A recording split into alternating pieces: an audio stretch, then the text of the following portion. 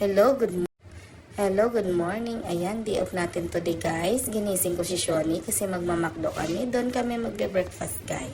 First time kasi namin mag-breakfast dalawang sabay. Kasi ngayon lang kami nagtipay. Nagbihis na ako guys. At pakabihis ko guys, lumabas ako sa kwarto. Ang akala ko guys, inaantay ako ni Shoni. Yung pala ready na siya. At ayan, lalabas na kami. Papunta na kami ng McDo. At ayan, ang aking bodyguard, Char. Ganda-ganda naman ang aking best friend, di ba? Apat ang mata niyan, guys. At ayan. Papunta na nga kami ng McDo at tatawid kami dyan sa signal. Kasi doon yung McDonald's. Ayan, guys, nakikita nyo? Pinahinto ko yung bus dyan. Kasi tatawid si Shoni, Char. At ayan na nga, guys. Sobrang init ngayon, guys. Grabe na. Pagpalapit na ang summer.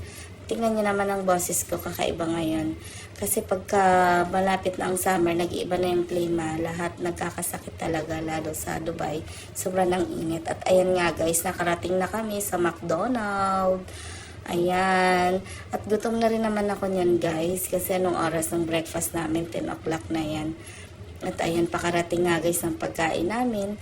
Sabay talagang buksan agad at kakainin agad. Kasi gutom na talaga kami yan guys. Tingnan mo naman guys, 'di ba parang pinabayaan. Kasi kagabi pa guys, hindi pa kami kumain.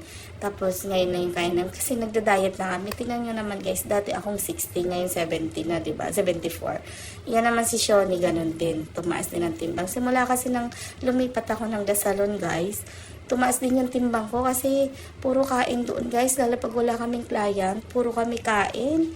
At iba talaga pag mga kabayan din ang kasama mo, isa-isa may mga dalang pagkain, talagang matetempt ka talagang kumain din, hindi pwedeng hindi ka kakain guys. Kasi ang sasarap din ng mga baon nila eh. Masarap din yung baon ko, masarap din baon nila, tapos sabay-sabay kami kumain. Sino ba naman ang hindi, 'di ba? Ang sarap kasi kumain pag sabay-sabay. Kaya yan, ngayon kasi dalawa kaming day off. Kaya sabi ko, Shoni, humising ka, magmamakdo tayo, doon tayo mag-breakfast. Natulugan ko pa nga yan guys, kasi akala ko ayaw niya. Yung pala, naka-ready na siya.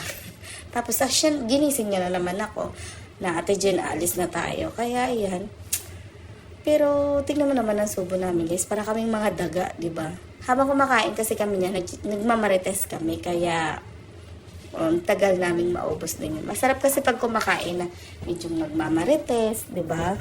Kaysa naman seryosohin mo yung kain. At saka ini-enjoy namin kasi ngayon na kami nagbanding dalawa. Na kami lang dalawa. Kasi matagal na nagpalit din, puro na lang ako kasi ano ba yan? Nagpalit din kasi yan ng day off, lalo next week, iba na rin naman day off namin. Kaya ganun. Marites na walang hanggang, magkasama na kami niya sa bahay, magkasama sa trabaho, pareho ng day off pa ngayon, pero hindi nagsasawa ka kamarites, halos magpalit na kami ng mukha. At ayun na nga guys, tingnan mo naman ang kinainan namin guys, wala talagang tira, di ba, nakakahiya. Kasi, di ba, simot talaga, bawal magtira ng pagkain, kailangan kainin mo talaga yan. Masarap kasi din ang yung karak chai nila dyan sa McDo, sa Algorargay. Masarap yung karak chai nila, hindi siya matamis. At ayan na nga guys, singa na ako niyan guys. Kasi parehas kami dalawa sinisipon. Nagpipigil ako kasi maraming kumakain doon sa McDo. So lumabas na ako. Yung isa naman, inaantay kong lumabas. Kasi, siyempre nagre-video ako na, tagal yung lumabas, parang ayaw pa niya ata iwanan yung kinainan namin. Gusto niya paligpitin. Diba? At ayan na, binigyan na pagkakataong suminya.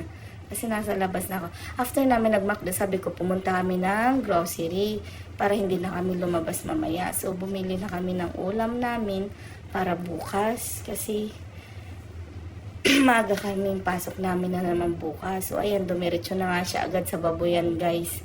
O, diba? Pili agad siya ng baboy. Sabi niya, Ate Jen, ano ulamin natin? Sige, magsigang tayo ng baboy. O, ayan, pili agad siya ng baboy, guys. Tapos, ako naman, gusto ko ng buto-buto. Ay, sabi niya, Ate, gusto ko ng ng buntot. Kaya, ayan, mahilig kasi yan sa buntot, guys. Sa buntot ng baboy, mahilig siya madngat-ngat ng mga buto-buto. Sa bagay, masarap naman talaga yung mga buto-buto ng baboy. At ayan na nga guys, papahiwa namin kay kuya. Natawa pa nga si kuya kasi ang talong ko kay kuya, Kuya, may buntot ka? At sabi ni kuya, wala akong buntot. At ayan na nga guys, ako naman nagtitingin-tingin ng mga isda. Kaso mga isda, dahil bilasan na guys. Hindi mo na talaga sila mapakinabangan, ang lambot na. So ayan, naghahanap na siya ng mga sahog-sahog namin sa sinigang na gulay. Guys, ang lalaki ng talong nila guys, sana all, char. At ayan, mura lang. At ayan guys, nakarating na kami sa bahay dahil sobrang ang init, mamadali na kami. At natatain na rin siguro siya, char. Joke lang siya. Ayan. At ayan, siya na nag-prepare niyan guys. Pagdating niya sa bahay, prepare niya na lahat. Ayan, hiniwan niya na yung talong, nilinis niya na, pinakuluan niya na yung baboy. Masipag yan si Shoni. Yung pala ako naman ang magluluto. Siya lang nag-prepare. Ayan guys, isisigang, di ba? Ang galing niya, ayos na agad. Ako naman ang magluluto. Siya nag-prepare, ako naman ang magluluto. Kasi mas masarap ako sa kanya guys magluto. Tinuruan ko lang yan actually kung paano magluto. Kaya masarap ang mga luto niyan. Ganyan kami pagsabay kami ng day off, food trip kami laging dalawa. Ayan, igisa na natin ang sibuyas. Yan sa bagay. Una talaga lagi sibuyas. Pero kabaliktaran guys, yung iba una ang sibuyas. Pero ako guys hindi eh. Gusto ko yung mauna bawang. Kailangan ko muna sunog-sunugin yung bawang na magiging brown. Saka ko isunod yung yung sibuyas. Tapos igigisa kong sibuyas. Mas gusto ko sa sibuyas guys, yung brown-brown na, yung sunog-sunog na. Kasi mabango siya, masarap. Kaysa naman hindi, hindi sunog. Hindi siya masarap, hindi mo ma-feel yung bango. At saka ayan, pag nagsisigang kasi ako guys ng baboy, gusto ko may kamatis.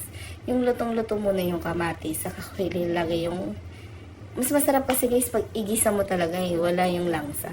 Ayan, lutong-luto na yung kamatis guys. Saka ko, linagyan ko ng isang hiwa guys, kasi yun yung pang pamantika ko. Actually, walang mantika yan. Yung mantika niya, yung mismo yung baboy. Para kasi mamantika na yan eh. At ayan na nga. Ilalagay ko na yung baboy, igigisa ko na siya. Yan, dinurog ko lang, niluto ko masyado yung yung kamatis para mas malasa. Ayan, igigisa ko na siya. Anuhin ko pa yan guys, mga 10 minutes ko pa yan. Tatakpan ko muna yan. Lalagyan ko ng paminta. Tapos lalagyan ko ng asin para may lasa siya habang sinasangkot mo siya. Ayan, yan. Kahit na dami mong asin kasi sasabawan mo pa naman yan guys eh. Kaya okay na yan. Tapos, mo siya. Pakuluin mo muna ng mga 10 minutes. And then, ayan na siya guys. Tapos, lalagyan ko na siya ng tubig. Tapos, hayaan ko na siyang malata. Yan. Papakuluan ko na siya guys. Hayaan ko na yan siya maluto. Para mas masarap.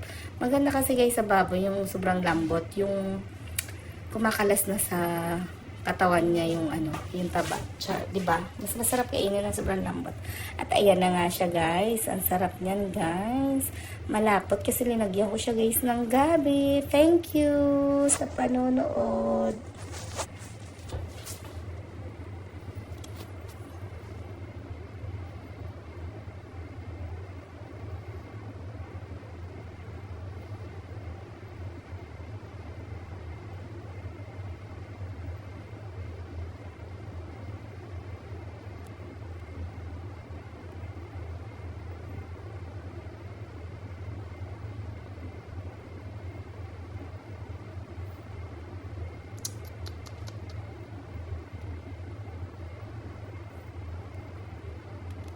Oh shit.